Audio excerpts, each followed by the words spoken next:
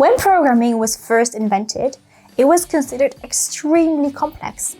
Most programmers were academics in universities who had studied for years to write programs that you would now consider to be very simple. In order to make programming more accessible, new programming languages were invented that introduced structures like if statements and loops.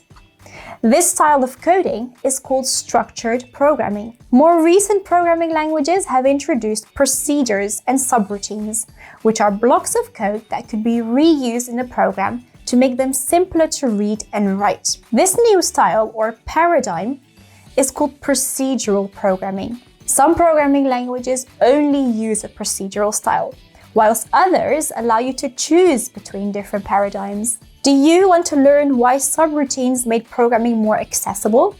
And how you can benefit from writing your own subroutines? Read on to find out.